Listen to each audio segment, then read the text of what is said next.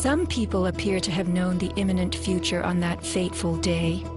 FEMA had arrived in New York on Monday night, ready for a bioterror drill. Spokesman Tom Kenny to Dan Rather. To be honest with you, we arrived on late Monday night and went into action on Tuesday morning. And not until today did we get a full opportunity to work the entire site other than the spot at Church and Day to which we were deployed. And Rudy Giuliani, mayor of New York, tells ABC's Peter Jennings that he was aware the towers would be coming down. What is going on now is a massive rescue effort. And do you believe it's hundreds or thousands? I really don't. I really don't want to say right now, Peter. I think it's going to be a horrible number. I saw people jumping out of the World Trade Center. I saw some of the firefighters who I know going into the building. And we were in a building in which we were trapped for about 10-15 minutes. And we set up headquarters at 75 Barclay Street, which was right there with the police commissioner, the fire commissioner, the head of emergency management. And we were operating out of there when we were told that the World Trade Center was going to collapse. The World Trade Center was going to collapse. It was going to collapse. It was going to collapse. Similarly, Larry Silverstein, new leaseholder of the World Trade Center, regretfully declared that a decision was made to pull Building 7 by the end of the day, the last structure added to the World Trade Center complex.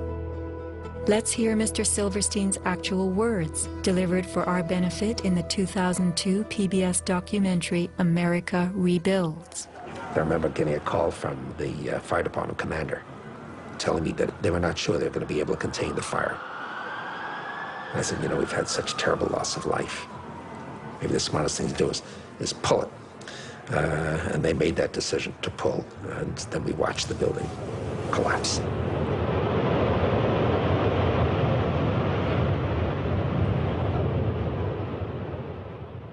Blast, shoot, blow, and pull are terms used in the demolition industry to refer to bringing down buildings, bridges, and other structures. Because I actually blew the hospital down that I was born in. Originally, we had figured to shoot it, let it drop straight down. Then, watch Demolition Dynamics attempt a big blast.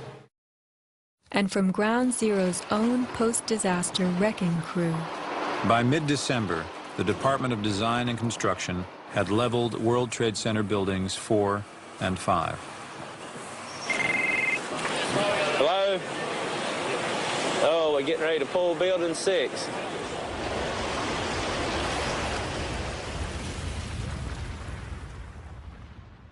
Silverstein, a commercial real estate tycoon with international political connections, acquired a 99-year lease on the World Trade Center complex in the spring of 2001. Throughout the summer, he reworked the insurance policies on his new property, making sure that it was covered for acts of terrorism. Explicit in the lease agreement was Silverstein's right to rebuild the complex if it were destroyed. After 9/11, Mr. Silverstein fought his insurers in court to obtain double his policy limits for the destruction of his property, maintaining that the double hijacking constituted 2 disasters caused by terrorists, not just one.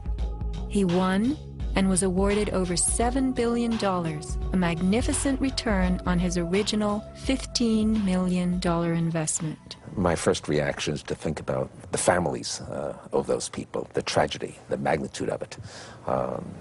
However, I firmly believe that we should rebuild.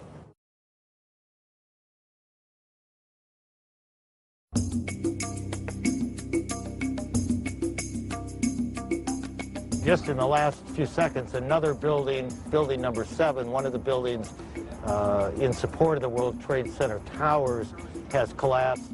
World Trade 7, functioning as the command center for the complex, housed giant diesel backup and oxygen systems, the mayor's protected emergency bunker, and offices for the CIA, Secret Service, Department of Defense, and Securities and Exchange Commission.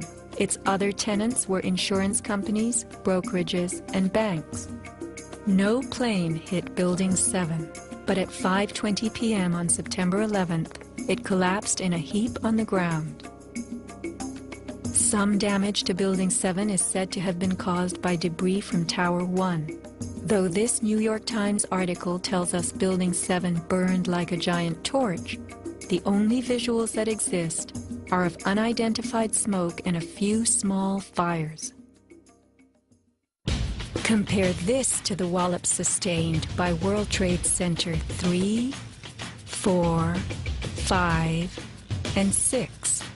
Positioned right below the towers, damage to the surrounding World Trade Center buildings was infinitely worse. Still, the structures held up. But somehow, rescue workers knew that Building 7 would fall. You hear that? Keep your eye on that building. It'll be coming down soon.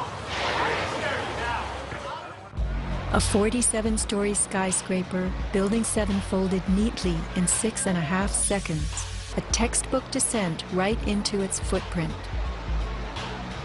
Silverstein Properties now tells us that its owner was referring to the team of firefighters inside the building when he spoke of the decision to pulling the firemen out of harm's way.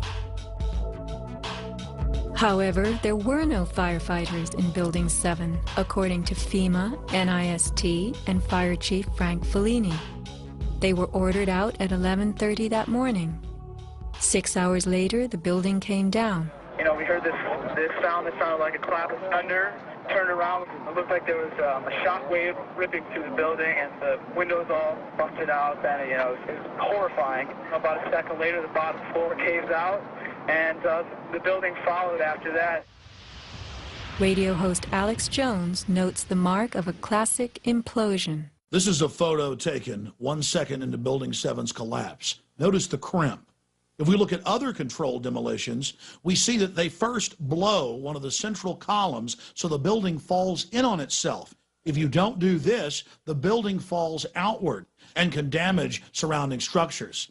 Building 7 had a classic crimp or wedge. Its central column was blown out first, so it didn't structurally damage buildings just a few feet away from it. Remember the mayor's emergency bunker? Ensconced on the 23rd floor of Building 7, it was retrofitted with superglass, water, oxygen, and its own generator. But Mayor Giuliani chose to find emergency shelter elsewhere on September 11th. Why Building 7? Even the media and its experts were confused.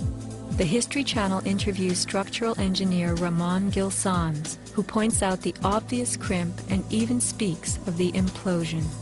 Engineers are not just focusing on the Twin Towers. The most disturbing structural event was not that the Twin Towers fell, but that Tower 7, ignited by flying debris, fell due to fire alone. Building 7 was a steel frame building, and is the first steel frame building that has collapsed due to fire. The failure of the building was an implosion. It failed completely different than Towers 1 and 2, in which the floors failed first. Why Building 7? Let's ask the question again. As the WTC command center, was it the hub for the 9/11 plan? Also, in 6.5 seconds, lost forever were thousands of SEC case files on corporate fraud, including those relating to the notorious activities of giants WorldCom and Enron. A few indictments for stock fraud, but what of the $70 billion California electricity swindle? It disappeared.